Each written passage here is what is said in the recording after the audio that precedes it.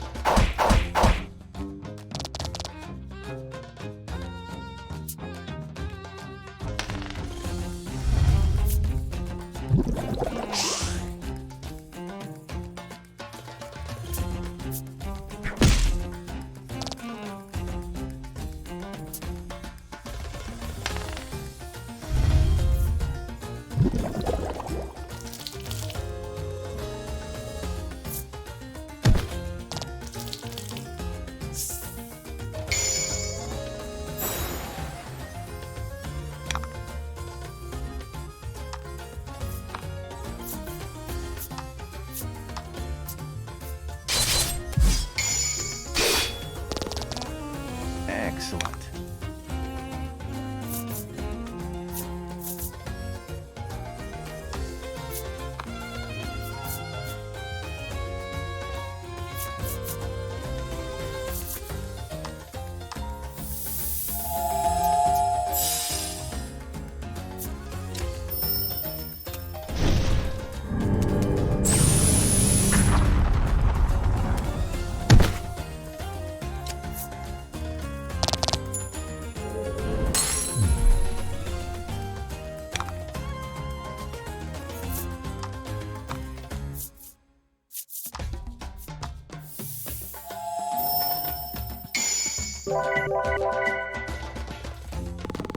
Excellent.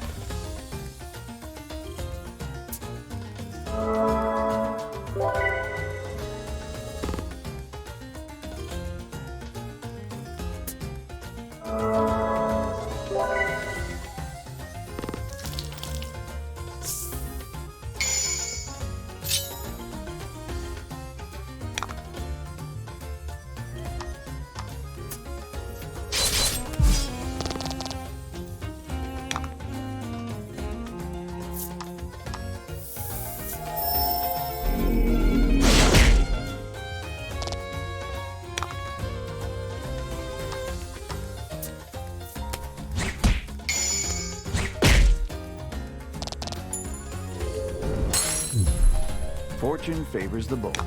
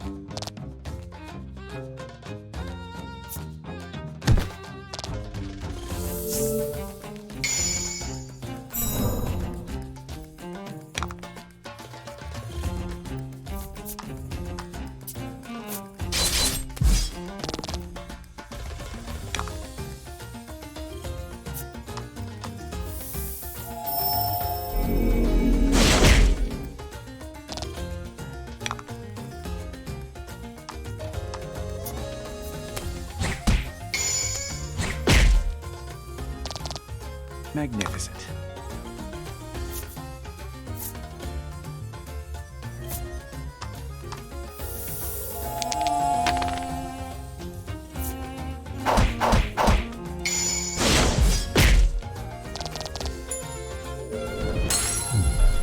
Magnificent.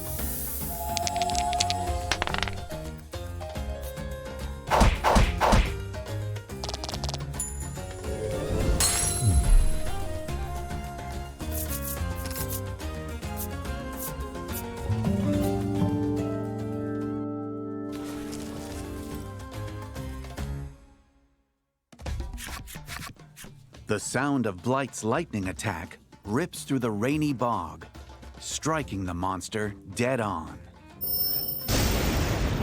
Its carapace pierced, the monster sinks back into the swampy muck.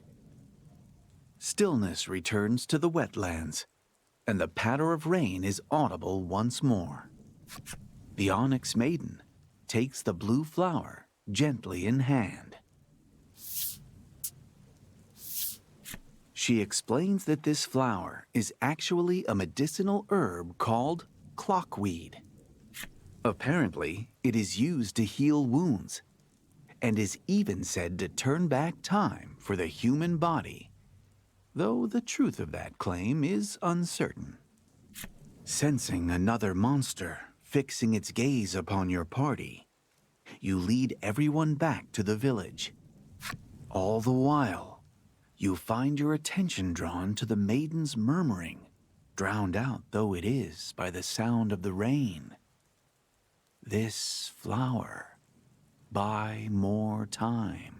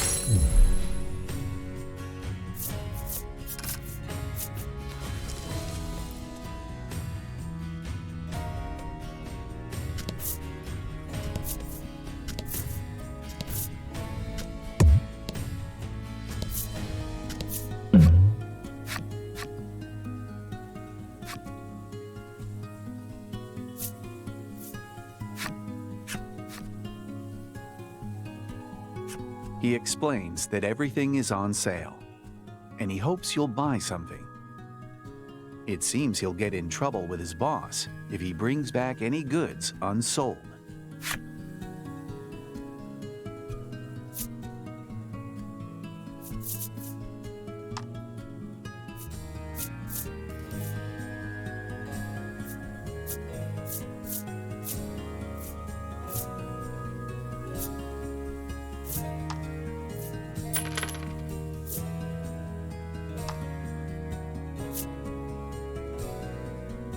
The peddler is closing up the stall to head back to his boss. "See you another time," he says. "You cannot shop here anymore."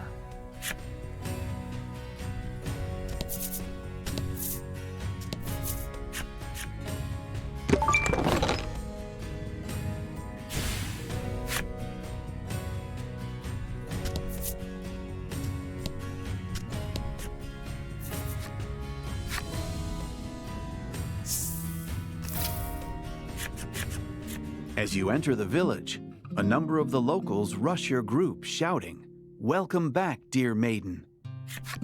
The villagers express their gratitude for her monster hunting, as well as their delight at the Maiden's safe return.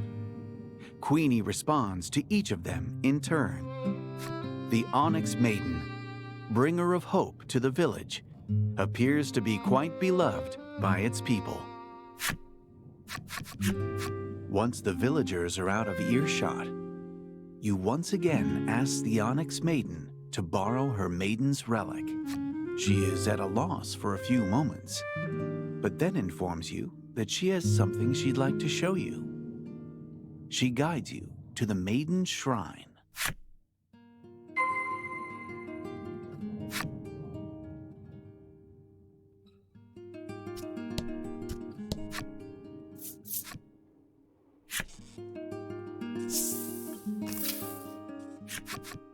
"I shall allow you to borrow my relic," the Onyx Maiden says, rendering you speechless.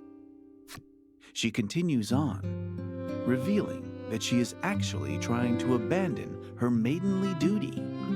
But as far as you can tell, she seems to be giving her all for the sake of the village. Why then does she want to quit?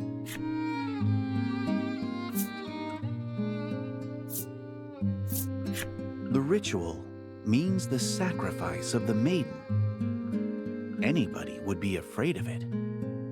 But is that her reason? As if to answer your question, Queenie slowly closes her eyes. And then, when the light subsides and your eyes regain focus, you see Queenie. And there is a bulge in her abdomen.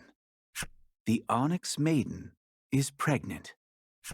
She explains that she's been using medicine made from the clockweed to keep her pregnancy hidden all this time.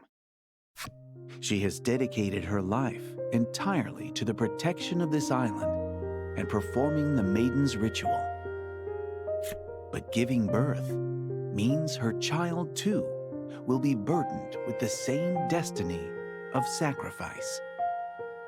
She wants to protect her child. That is her only wish, and she conveys it to you with all the agony of confessing a heinous crime. You can appreciate now why the Onyx Maiden wishes to abandon her duty. But will the villagers accept her decision? Queenie's anguish is plain to see as she runs a gentle hand over her stomach. Blight seems equally distraught as he holds out an arm to support her. It is not hard to imagine who the father of this soon-to-be-born child is.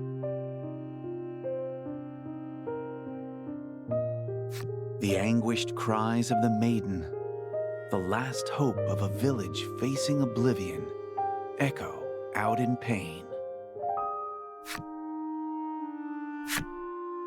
The Onyx Maiden is laid upon a bed in the Maiden's shrine. Word of her condition spreads, and the villagers are unable to hide their agitation.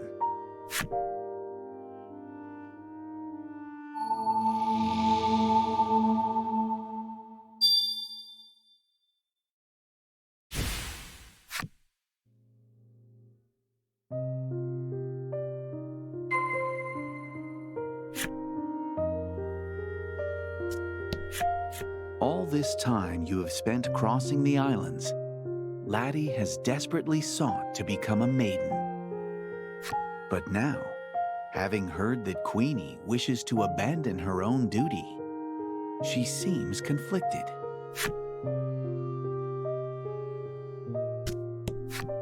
The attendant divulges a little of the Onyx Maiden's feelings toward the impending birth. Over the long years of their relationship, stretching back to their childhood, Queenie has suffered misfortune aplenty. Through all that, never has she wished for anything except a safe birth for her child, whatever it takes. It seems that all the while Queenie used the clockweed to keep her condition secret, the child in her belly kept growing.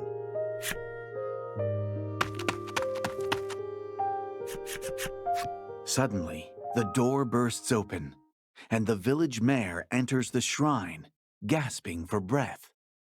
The monsters of the wetlands are amassing for an attack on the village. Fighting them off with Queenie confined to bed will be next to impossible. Your group decides to head into the wetlands and launch a preemptive strike on the fiend's nest where they're gathering.